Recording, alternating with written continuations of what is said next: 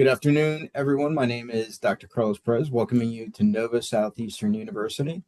Today we have Dr. Michelle Rivas as our guest speaker, and one of our students, Morgan. Want to introduce yourself?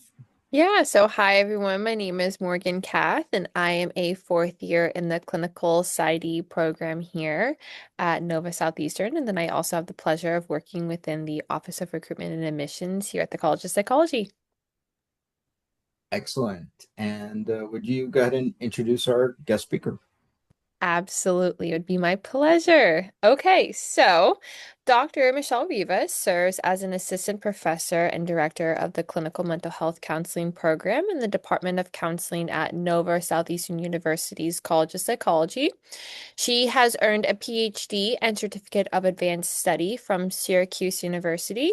She also earned her master's from Long Island University and her bachelor's from Universidad Central de Venezuela. Dr. Rivas is also a licensed mental health counselor and a counselor educator in the Department of Counseling, whose teaching, research, and service are framed within a critical disability studies lens. So, Mhm. through her scholarship, Dr. Rivas aims at amplifying and addressing the intersections of disability, race, and mental health, as well as the counseling implications of stigma and criminal justice involvement.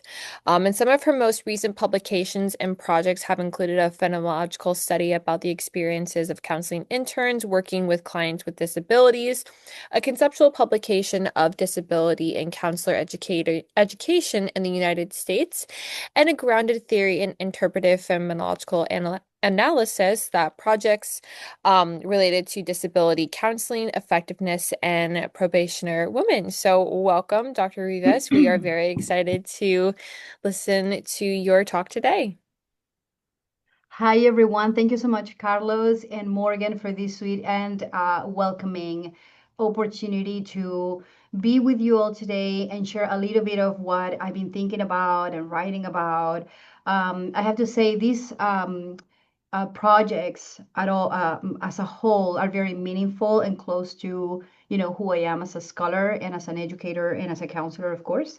I My background, as everything that Morgan said, of course, relates to all these publications and all these concentrations that I've been so fortunate to study, for example, disability studies, and also being an immigrant, being bilingual, being from Venezuela, and having a different kind of a more nuanced perspective of how credentials and psychology and counseling work here and abroad, I mean, in South America. So I have to say that this project is very close to my heart in the sense that um, we have been working on this for a little while now. I have been fortunate to connect and collaborate with people at the criminal justice department in the institution that I worked in before and still to this day. So this is a living document that is going through a whole set of revisions, and we have published different aspects of it in different journals, all criminal justice related. So this is actually a really good conversation that I enjoy having in my classroom because in counseling, we are still working on building this concentration, this focus on the connections with other disciplines, in this case, criminal justice, which is very prevalent for the clients that we serve. So what I bring today is the result of a study that we conducted, me and my research partner, a few years back, and it's a work in progress still. So this is named Reflections of Justice Involved Women Under Community Supervision. And, initially when we started conceptualizing the study, we wanted to do something more with people who are going through the whole process of incarceration and coming out. And the opportunities and the narratives that surround people, turning it around and becoming and recovering and becoming better people to stay out of trouble and then, cope differently, right? So the study begins with one central question here, and it's how probation, as this experience of not being incarcerated, but, you know, as a way to have some requirements for community supervision, but not really, being in jail or in prison. How does that impact women's lives, right? So all this came out from an opportunity to collaborate with a women's center in the community that I was living in, and fantastic people, probation officers, people in legislation in this small community really came together to help us design and propose what is the question that they wanted to answer, right? And is it was basically how is it like for people to handle probation and community supervision at large, and why is it that sometimes it works and why is it that sometimes it doesn't work? And of course, this question goes beyond one study, right? There's so much scholarship around probation and women that are going through this, but this is our little take on the perspective that we were able to get from these women. So this is not just, as you can hear, a study that focuses on legislation or policy or a legal perspective. It's more like what is the emotional, counseling related, psychological, relational, even nature of all this that women go through sometimes. So, in order to do this, we use the hierarchy of needs that Maslow proposed back in the day as an organizing framework, and that became very natural. People started talking about, these women started talking about the issues that they went through, and those conceptual, theoretical, pieces jumped in front of us. So we started from the beginning thinking about Maslow. And I have to say that as the person who conducted the interviews, myself, and as a therapist, as a counselor, it's very easy, to have that mindset and that developmental, person-centered, humanistic mindset um, jump easily in front of us. So the idea was always to stay in that area, right? Talk about community supervision and criminal justice issues, but pull it to the area that concerns us, right? Which is psychology and how we help people get better. So we use Maslow then to map different areas of impact that we named later, and we focused for the most part on what people were living through. Okay. So just a little bit of context as we dive into the structure, the conceptual structure of this project. It is very clear based on statistics and research that the number of women under correctional supervision is actually growing dramatically, you know, and it has grown dramatically for years. So not only that people are more in contact with the criminal justice system, which is very loaded and is very racialized as well as a larger conversation, uh, there are mechanisms within the criminal justice system that I am learning about as well, because that's not my area of expertise, that try to provide options for people to rehabilitate and desist from crime, right?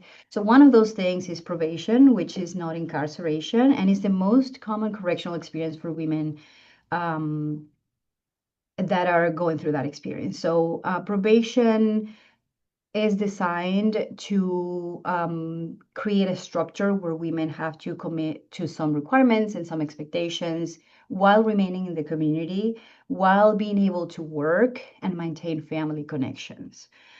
As we're going to see later on, those aspects of staying in the community, being able to work and sustain themselves and preserve those family connections becomes really much the reason why people then desist. So probation proposes this amazing conceptual avenue for people to stay in the community and work towards, getting better. So in theory, probation supports assistance and reintegration.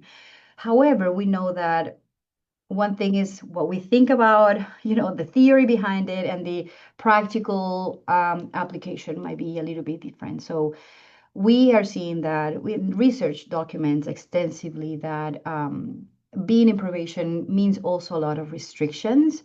It means constant surveillance and very high pressures for people who sometimes are not equipped to handle those pressures or to resolve those issues, to achieve certain things. For example, employment, sustain employment, find and sustain housing that is stable. So there is the situation then where probation can be this amazing opportunity, right, for people to try while being in their natural environment instead of being incarcerated, but also not really having the equipment, in terms of tools and opportunities to be successful. So probation typically includes conditions like mandatory substance abuse treatment, fines and restitution. People sometimes are required to avoid certain activities and neighborhoods or certain contacts with people, mostly if it is related to, um, you know, involvement in drug use, right? And also, it involves finding employment. People have to secure and maintain employment, secure stable housing. And when that doesn't happen, there are violations that have a consequence. For example, there is the revocation of probation, and with that, that opportunity is rescinded, and then all the charges, become again in full force. So people have to face the consequences of them. For example, being reincarcerated. So, as you can imagine, the tension for being successful at probation requires a lot of energy and strategy and skills and opportunity. And it also has a very huge impact personally and emotionally and relationally when things don't work the way that, probation is supposed to work. That's probation. If we juxtapose the layer of gender on this, it is even a little bit trickier because then we're talking about, or we're seeing scholarship around motherhood in the context of probation, or caregiving at large in the context of probation, substance use, mental illness, all those things that make the recovery a little bit harder, and in their own ways, of course. And we see that the challenges are really multifaceted and complex. So the justice system also imposes invisible penalties, such as when people are in probation, for example, the denial of educational financial aid, issues with custody processes, complications with custody processes, barriers to public assistance, and for the most part, people living with stigma. So living with stigma is one of the main guiding categories, right? Analytically in this study. And stigma it requires a whole different study, of course, but in the sense of the experience of these women disclosing, the charges to be able to gain that employment, right, and maintain it, having a record and applying for a rent, an apartment, right? All those things are create dynamics, emotional dynamics that people have to navigate. So that was very clear also in the ways how people described their needs and how they navigate this. And at the end, we see that this whole probation thing is intended to rehabilitate and increase desistance, so people not reoffending, right? And we know that desistance, based on research, is not just a behavior, right? It's a process, and it's a very engaged process of cognitive transformation. So people have to start thinking differently about themselves, what happened, their past, the world, right? And relationships. It is a process of identity reconstruction as well, because somehow that piece of stigma needs to be integrated and worked out to become resilient, right? So identity is a part of it too. And many times that resistance is driven by motivators that are relational in nature. For example, motherhood, partnerships, as well as other things. For example, employment, education. In each of the women we interviewed, all these forces were at play, and they shaped their own narratives of agency and survival and purpose, right? So people go through these experiences, and then they reflect back and say, actually, this process made me grow so much, So now I'm able to take care of X, Y, and Z. I had to grow up in the process, for example. So those are success stories, right? But we know that not all the time that's how it works. So I was very happy to collaborate with these people who are amazing, and they bring different things to the table, right? In terms of um, the criminal justice world, how they see recovery, and we had conversations about, as part of the analytic process, conversations about what is recovery for you in your field, and what is recovery for us in our field, right? Is it wholeness, or just staying out of trouble, or being able to function in society and get a job and find a house to live in, or actually mental and emotional wellness? How does that look like, right? Because we're all talking about the same thing, I feel, but with different words. So it was really cool to collaborate with people in different fields. So as you can see, then the way how this study was conceptualized, um, this study used an IPA approach, which is a qualitative trend, a qualitative methodology to understand and look at the meaning that people give to their experience, how they're living through that, and how they're making meaning of it. Okay. Um, the question here then is, how do justice involve women understand and give meaning to their lived experiences in relation to their basic and psychological needs, as well as the other needs that we all have, right? In order to structure this, we made sure that there were things that we were thinking about. For example, that piece of analytic conversations that I'm telling you about, or bracketing. So I see recovery this way. How you see it this, you see it this other way. So we were very aware and intentional with having those conversations. And also when we were trying to achieve consensus, mostly because, again, we come from different backgrounds, um, and also not only professionally but personally. So I can share with these women some of the experiences, in the sense that, I have relationships. I'm a woman myself, identifying as a woman, but I have not gone through many of the experiences that they were talking about, right? So how I sat with that, what are my views about the criminal justice involvement at such young age of many of these women. So we had the opportunity to put those thoughts in writing, to make sure that they were handled appropriately for trustworthiness, and making sure that the study, is it's taking into account these things.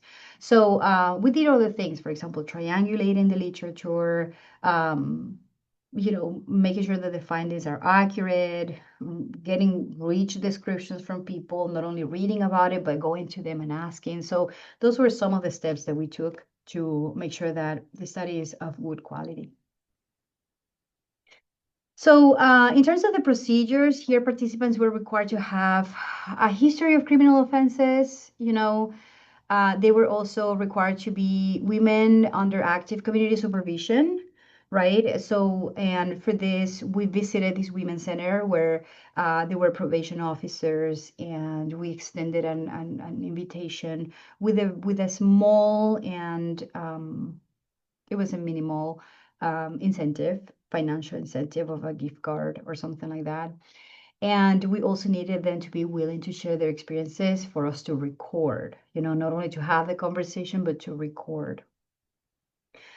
So we found people that were very interested. To be honest, many people said yes, but there were so many logistical issues because they got their phone service cut, or they didn't have the time because they were in many of these groups and expectations, the activities that are expected in probation, or they were having like issues with their family members, so that they didn't really have the space and the mental capacity or time to really like dedicate time to this. So it was very, very troubled to ground them in a conversation and have the time to really reflect back. And that is a very good sign for me clinically, of the turbulences and many times the tensions that people live with constantly when they're dealing with this. So, but we found people, and they were either on probation, on parole, or they were part of other programs that mirror probation, but because of age, they were like, called differently. So we used purposeful sampling, to make sure that we were getting people from different ages, different charges, even in the sample, and different ethnicities, and the length of justice involvement. We had women that were mothers, others who did not have the experience of being a parent, as well as people who were parents who had the children with them, and people who were parents who did not have their children. So recruitment occurred through an in-person invitation at the community center, and they were like doing all these activities. And I remember stepping into this environment like several times to connect with different groups. And they were doing this curriculum for moral recognition therapy, which is a very standardized and used way of helping people in probation rehabilitate. And it's a very interesting curriculum, and it's in a group format, so people with a facilitator, so people have to complete it. And at least in this community, that was the curriculum that they adopted, and they had to go through the whole thing and graduate from that experience, as one of the requirements. So they were there, they had to be there, so we stepped into that environment for different groups, once each, coming in, and then sharing a little bit why we're doing this, and what were some of the requests that we had.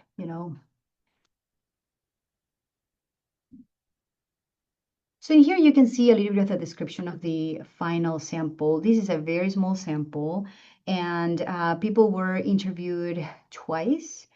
We did some member checks, to see if we were getting, grasping accurate, descriptions of meaning.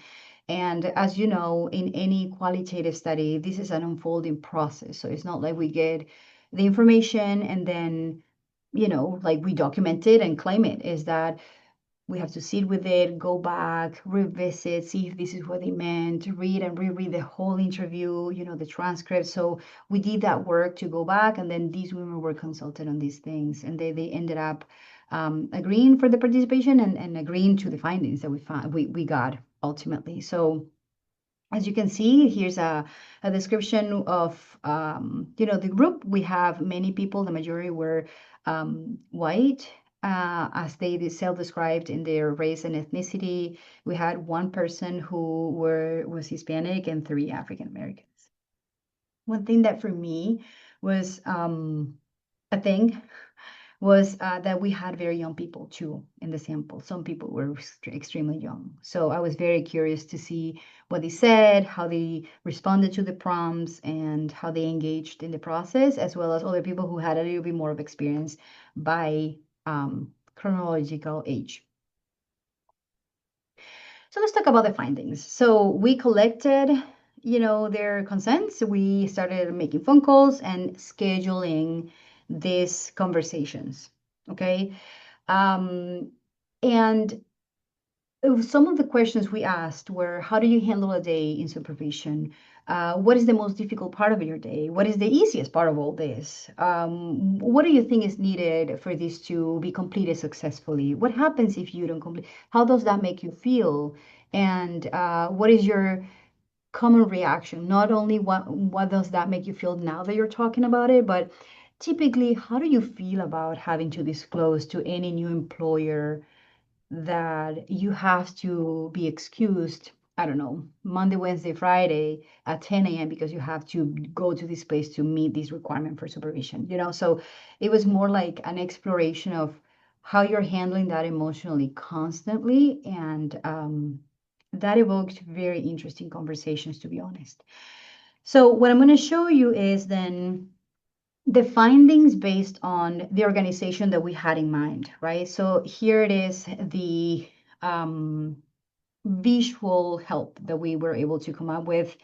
And in the right side, you see, Maslow's hierarchy of needs that we all know. So physiological, sorry, safety, love and belonging, esteem, and self-actualization needs as the drives that guide behavior, right? As the motivations that organize how is it that we conduct ourselves, right? And naturally, some of those needs are more urgent, right, than other needs. They're all important. They're all there pushing to be met, right, based on humanistic theory. But each of us handles these needs based on our own situation, background, access, self-awareness, etc.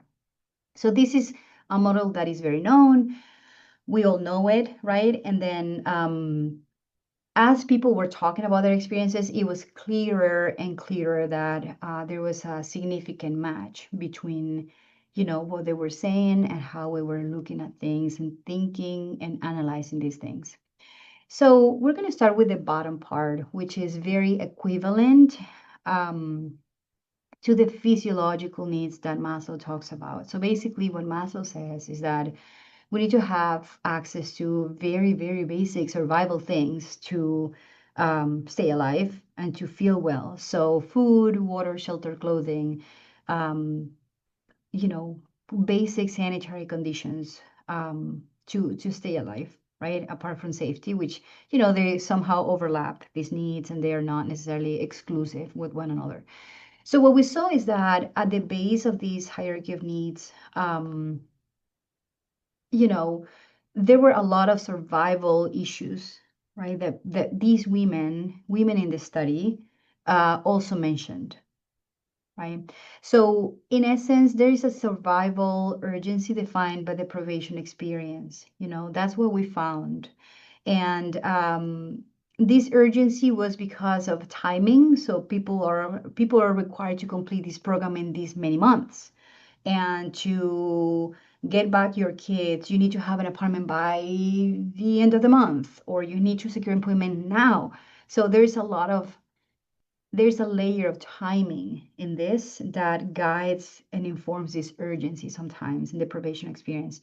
So these many times kept women in a constant state of urgency and dysregulation, because people can do a lot of things, but sometimes things are out of our control. And then um, going to jobs and trying to secure that housing, for example, was really difficult and out of our control in their experience. So this created a lot of issues with their emotional reactions, with their long-term planning, and even with compliance related to, the community supervision expectations. And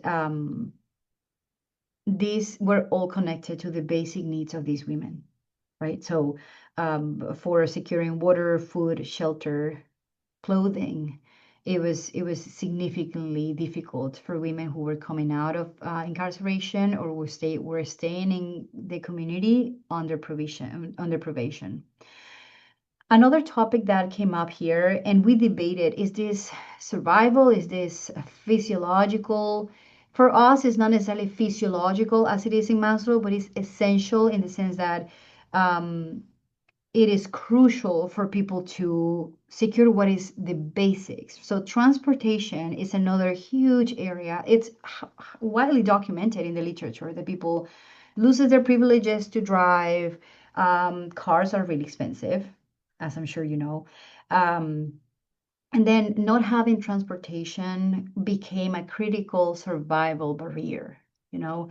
So not only because I cannot get places, but I cannot secure groceries. Employment became increasingly difficult, mostly in rural areas, as kind of the place where we're in, accessing medical care, even urgent cares that are everywhere, or going to hospitals, became a thing because of not having transportation, having to rely on rides and family members, getting medications, taking care of children, going to the probation appointments and activities. One participant shared, I've lost my driver's license, so getting around is difficult, very difficult. And this was not only a threat. Transportation was not only a threat in the way how we saw this, um, a threat to survival, but it's a huge threat to autonomy, right? So people had to rely on other people, or rights or taxes, and then I remember people saying things like, I don't have a car, I have to wait for the Uber, right? And then the Uber is late, and then I'm late for my appointment for my group, and then they mark me late, and then so many lates get me in trouble, right? Or if I don't get to the place, I can become reincarcerated again. And then people were living through that with not only lack of autonomy, but a lot of emotional instability and fear. There's a lot of fear and guilt. Financial instability in this same essential section function as both survival barrier and a measure of personal worth as well. So not having financial means, not having money, basically, because people didn't have a job, because it was hard to get a job, or a lot of people say things like, and we're going to talk about employment in a second, but, not having that employment because of the disclosure of the charges or the stigma that surrounds having a record, um, created people not having financial means, so, and then with that lack of financial means, people were not able to secure those essential things, obviously, that we're talking about, and also the essential core self-value, so the lack of money became a measure of personal worth very much. And that became apparent in people's accounts of shame, dependency, and fear about the future. I remember one person saying, I need help getting jobs. I don't have much work experience. I don't have experience at all. So people felt unequipped, right, to get those things that are required for probation, and then not having that job made her feel so inadequate, right? Because of not having the means and the tools to get that job. And she reflected on how the lack of income blocked access to housing, food, utilities, while, also feeling not very much with self-efficacy, right? I feel like people who don't have a record, even if they become unemployed, they, depending on their situation, of course, always, they might have options, right? This job doesn't work. Okay, so I can work for a different store. I can work for a different, I can start something. I can do Uber. I can, right? But for people who, for these women who had a record, it was a little bit more tricky, and that was deeply connected to how they saw themselves. So housing insecurity was also very much paired with motherhood, right? Um, and it deeply intensified survival stress, so um, and that became also a little bit part of their identity, distress. One of the women in the group there was a mom, said, I had 3 kids. I can't really afford to get them all involved in something. Everything is so expensive, right? So this became tied to guilt, um, also tied to the inadequacy of the motherhood identity. So being a parental failure because I cannot get my children a home or entertainment or a safe ride in a car. So that connected very deeply to how people saw themselves. And it's interesting that, we started talking about this, survival things and how do you handle this and how is this like for you? It was very evident and immediately in the interview that people started connecting all these concepts that I'm telling you about with their own sense of self-worth, right? So that was really difficult to hear because people felt defeated. That's the word that I would use, defeated many times, um, by not being able to fill in the blank, like get a car or get a job or housing, whatever.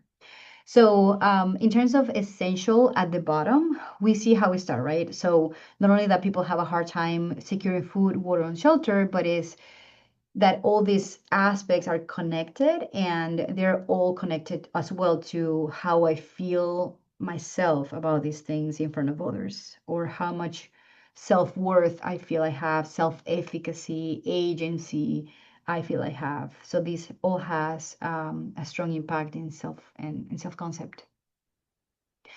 Moving on, we found that people connected really quickly to talking about jobs, occupations, and employment and all that. That was housing and employment and cars and children were very, very common and immediate topics in the conversations for these women, right? The issues with them.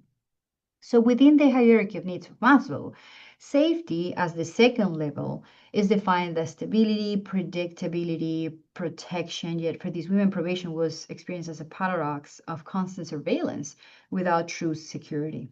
So they were very monitored, right? But that did not feel safe. That did not feel as a protection, but sometimes as the absence of stability. So anything can happen at any time, and they felt very controlled and in environments that were easily disrupted. For example, I'm in the store, five breaks among other people, then the police is around, then I'm somehow, because I have charges and I'm in probation, I am somehow a suspect of the situation, right? So I remember people saying things like, I am driving, or I was walking in my neighborhood and I saw my probation officer driving around. And that was an experience of distress. So people get tense, right? Because why are people here? What are they looking for? Is it me? Is it that I'm gonna be incarcerated today? I'm there. Are they taking me to jail? Or the police presence? So it became really obvious that the world felt very unsafe. So, the loss of a job following a sentence emerged as the most powerful threat to safety in this conversation. So, losing a job not only became the loss of finances, but also the loss of a routine, identity, and family stability. One of the participants said, I lost my job due to my charges. I got a DUI, went to jail, lost my job, lost my children, right? So, it's interesting, as you can see and hear, that then we're talking about safety, and that is completely paired with losing, lost of something, you know. So people lost their routines, their families, and this became very destabilizing for families and for their identity, right? And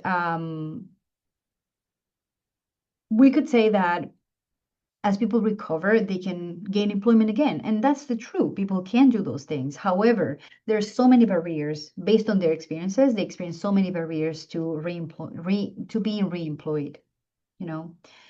Um, and that made them feel even more unsafe. So people repeatedly talked about rejections from jobs, from potential jobs, or background checks that were required by jobs that then, made it apparent that they had a record, or restrictions in general that did not allow them to work in certain environments or to access certain things, assistance, public assistance, financial aid, things like that, to study, for example.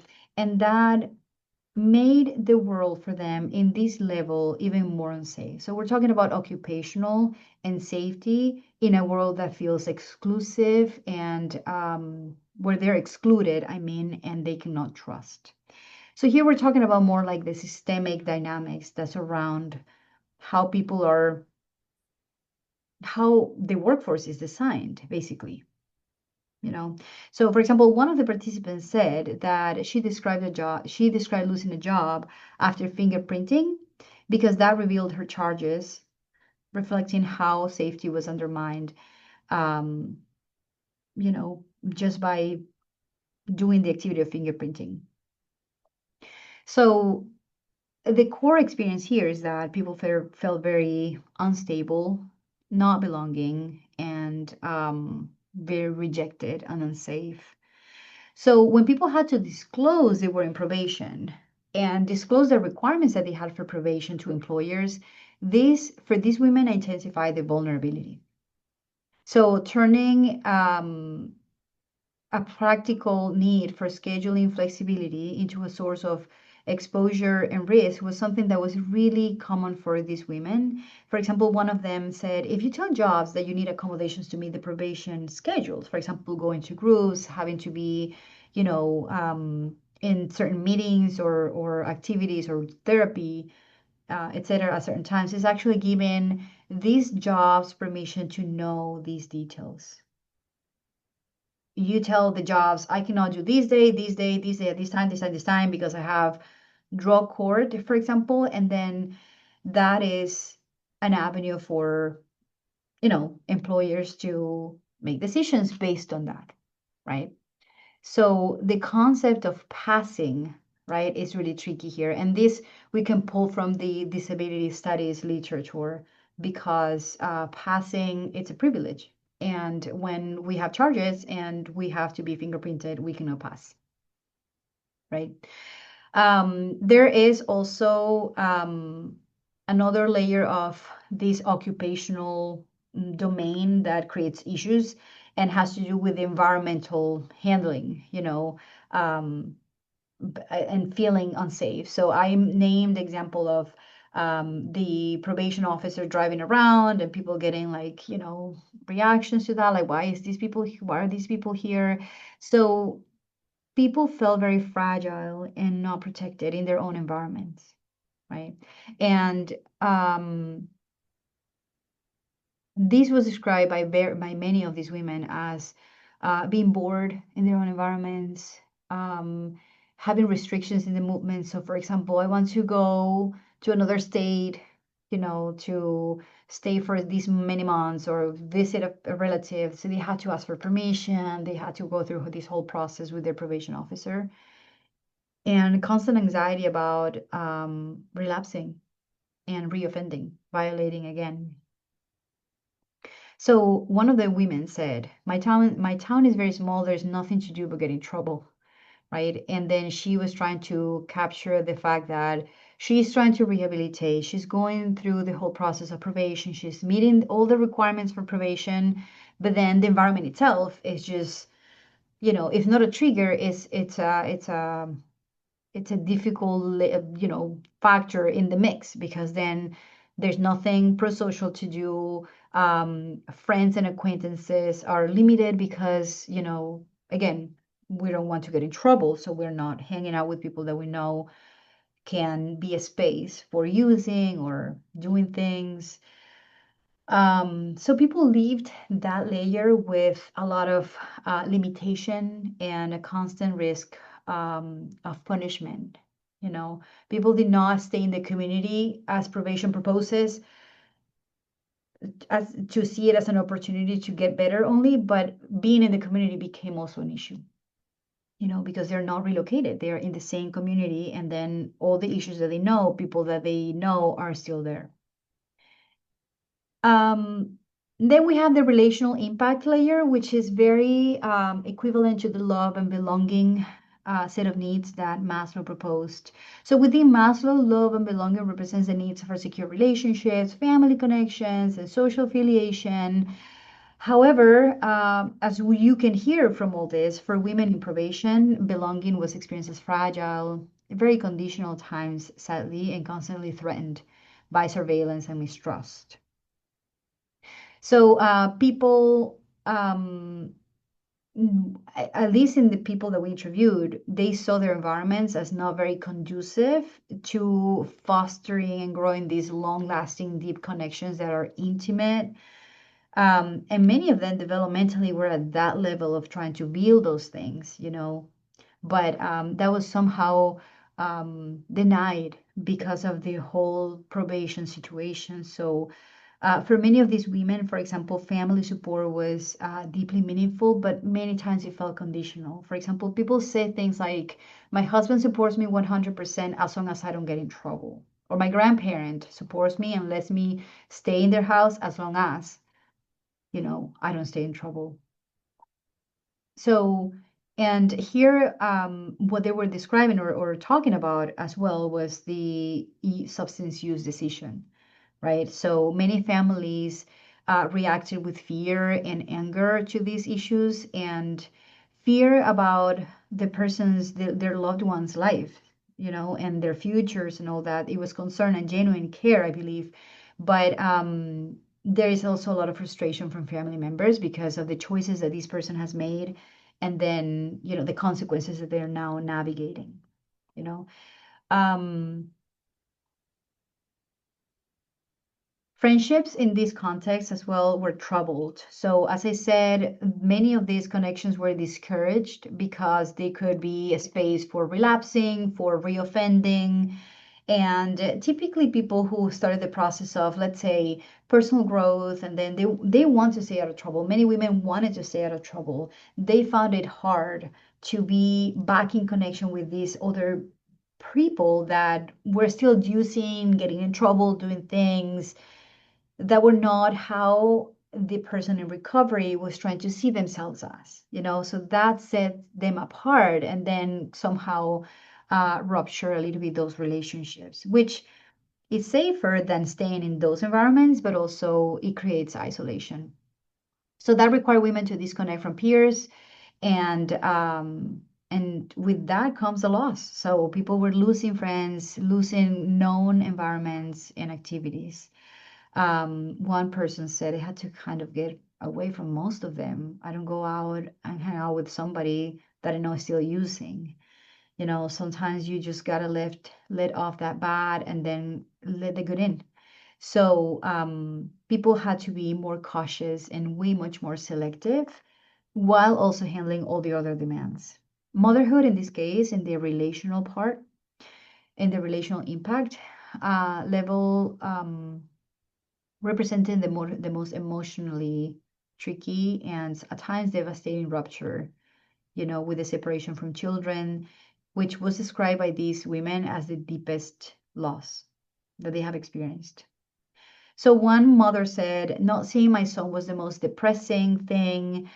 Being taken away from my children was the hardest thing I've ever been through, right? So motherhood was this very difficult thing to cope with, this loss many times, not only because of losing privileges like having rights for like custody for the children, but also being away in jail, right? Or having those children removed temporarily from their homes, right, because of issues with drugs and such. Um, that became really hard. However, motherhood was also a very powerful motivator, one of the most powerful motivators for recovery. One person said, I go to probation and I tell my child, mommy needs to be in mommy school to be a better mommy, right? So we see here how what a deep um, impact of the experience and how that shapes the identity even as a mother, right? And how generational that impact can be because she's a mother. This was a very young mother, talking to a daughter, I remember, and how that child, whoever they are, now grows up with experience of mommy going through experiences to get better, but through at what cost, right? So that was really difficult to hear. So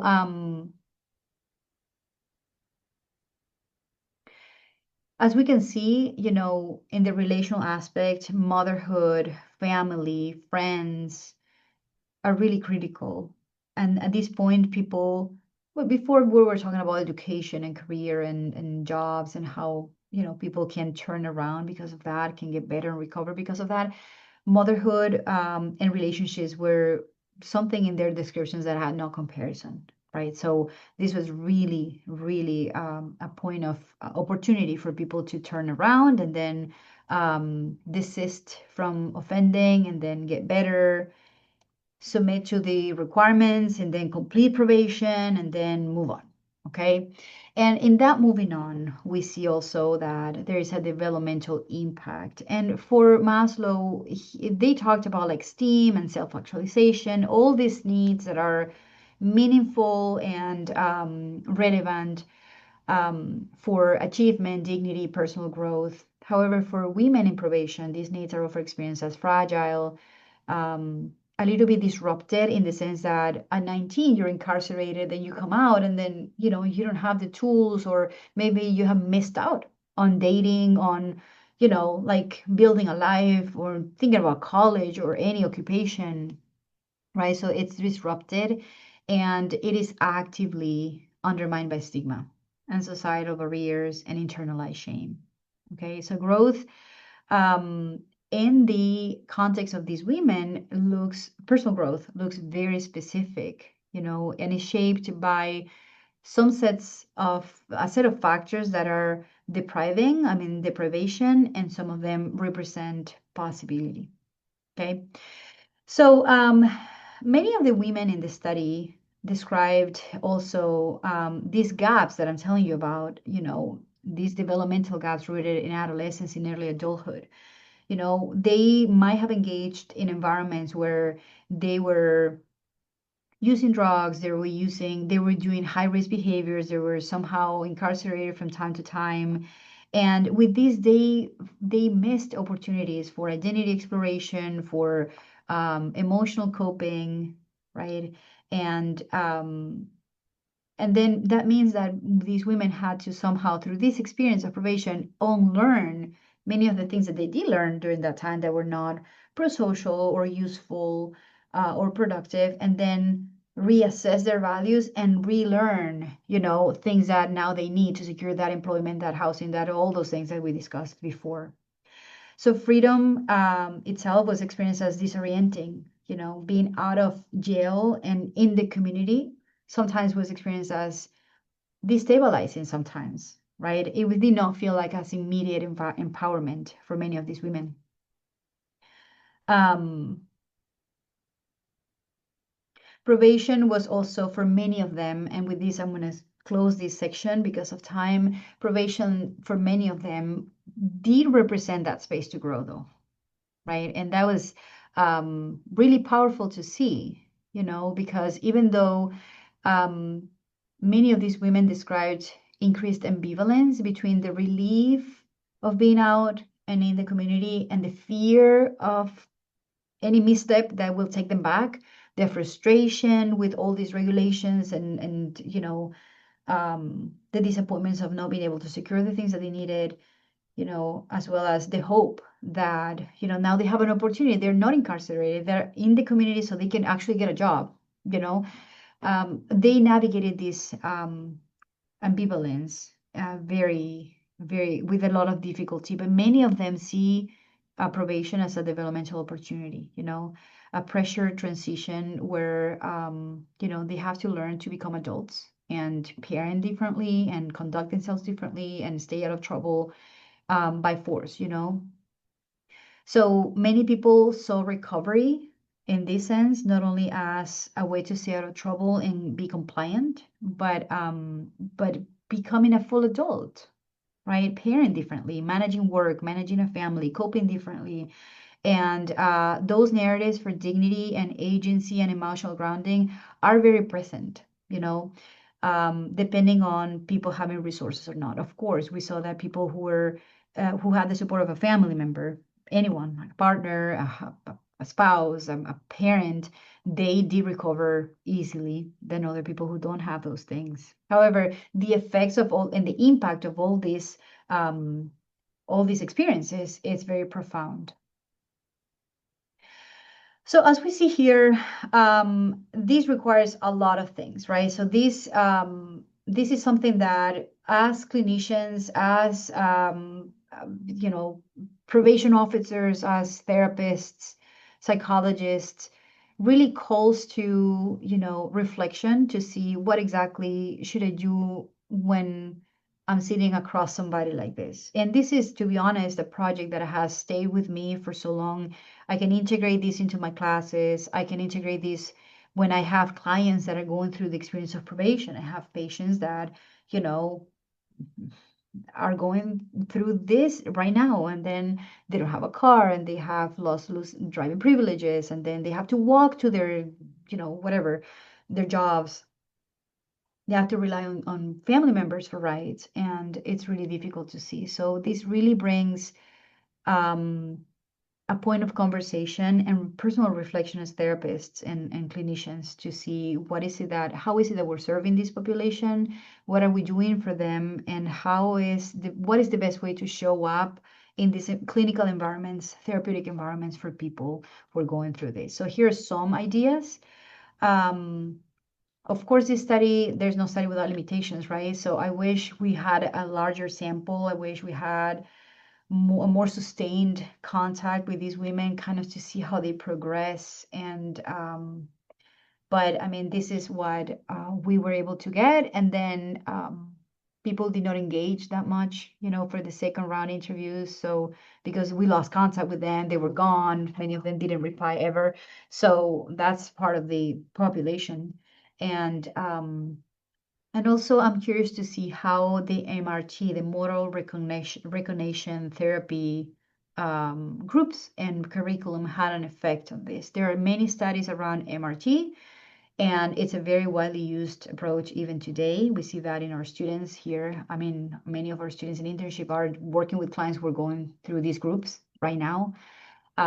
So it's very present. And in counseling, I think we need to understand better how that works and how that helps our clients. So those are the comments that I had for you. I know that I felt a little bit rushed at the end, but I have some minutes for questions, comments, reflections. I don't know if anyone has any, but ultimately I am here to try to answer them and see, what you think about the topic and how do you think it can help your practice.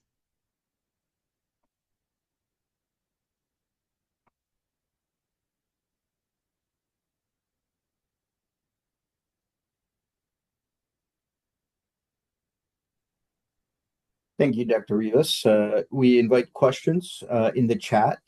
Please feel free. If you noticed there, we did ask our participants to let us know where they're coming in from. We had a number of students, alumni, and we have one comment there, hearing that probation is a place to grow.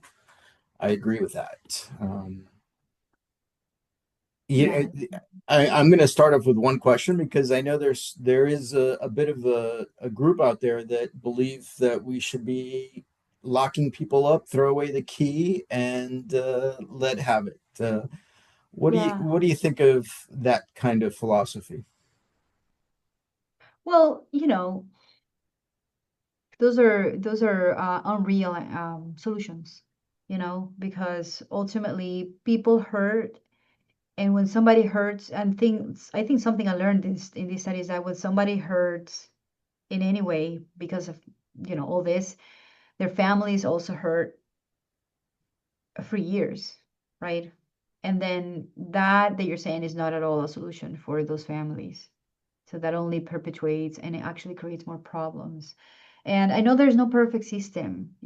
I know there are many, I have met probation officers that are amazing. They really mean well. They try, they're forgiving, they try, they go to the person's home and try to find them. And, so there are a lot of people that do very good work. However, this is very difficult. And, and we haven't even talked about the layer of language, because all this was in English, but what about people who speak Spanish and or other languages, and then they have to confront the system that is hard to understand, even more in a different language. Morgan, will you help us out with a couple of questions that popped in? Yeah, there was one question that came up. One second. So were there any specific policies being currently implemented that you were looking forward to as you were going throughout your studies? Yeah.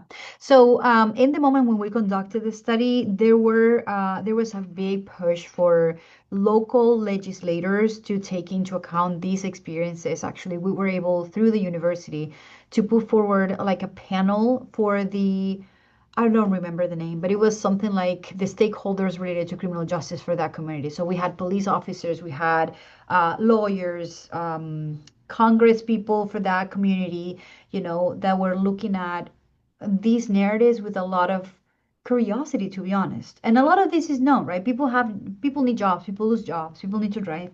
But then when we brought in the human part of it, like the self-worth part, the ambivalence, the fear, all those things, it touched the audience differently. So I know that some communities are actively trying to change the terms of serving for these expectations, but I'm not familiar with that area, to be knowledgeable enough to understand even what is being done. So it's such a huge unknown thing for me as a therapist. So I don't have a specific knowledge about specific policies that are changing, but I know there's interest and genuine care for people to change things to some extent. Right. Thank you, Dr. Rivas. Hmm. I know that there are some other questions that were in the chat, but I do know that for the essence of time, Yeah, um, for today, I just want to say thank you so much for coming on and sharing this information based off the conversations that are being held in the chat right now. Clearly, this is a yes, topic that many people are passionate about and want to continue to learn more about. So, like I said, I think the importance of this discussion today yeah, just it yeah, will continue to occur throughout yes. continuing conversations later in the future. Yes, and I just have to say thank you for having me. Thank you for showing up to this topic. Thank you for taking time from your day to listen to me and to not look away, I would say, to not look away, right, to this topic that is really, really significant and has a huge impact in our clients. Absolutely. Thank you, Dr. Rivas. All right. Some have asked, is the recording going to be available? I'll make sure to post it within today in Thank the you so YouTube much. channel. Thank you, Dr. All Rivas. right. Bye. Have a good day.